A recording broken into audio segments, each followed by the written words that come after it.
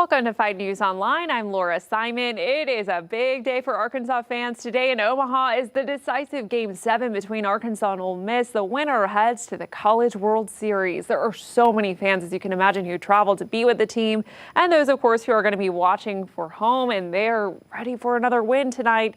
The game is actually starting at 3 this afternoon on ESPN2, so an earlier game than the others. The winner of this game will be advancing to the College World Series finals. Don't forget to watch your 5 News at 5 today at 4, 5, and 6 for live updates, and then, of course, a recap tonight on your 5 News at 10. Before we get to your other headlines of the day, let's go ahead and check in with meteorologist Zach Scott for another check of our forecast.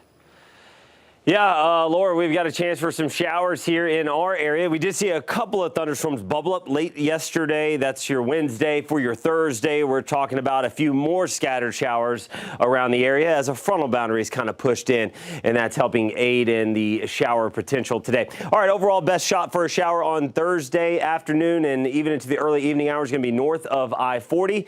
Lesser chances off towards the southwest. Future Track Models had a really good handle on things this week. So, again, I think it's doing a great job picking up on what will likely be a few spotty thunderstorms. Again, if any of these storms can get going, and again, we will likely see some heavy rain, some lightning, even some gusty winds will be the top threats there. Lower 90s to the north, more mid to upper 90s off towards the south with a mix of sun and clouds, feeling like 100 to 104 in the River Valley.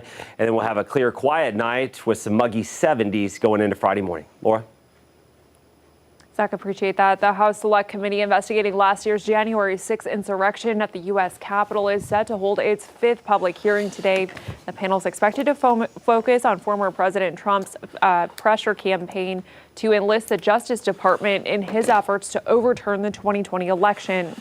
Committee Chairman Benny Thompson says today's hearing is the last public hearing of the month in order to allow committee investigators to go over new evidence that's been collected. You can watch the proceedings on CBS Channel 5 today at 2 p.m.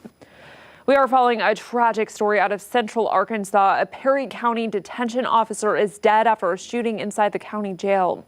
Authorities are holding a man in custody in connection to that deadly shooting. He was being booked at the time for other charges.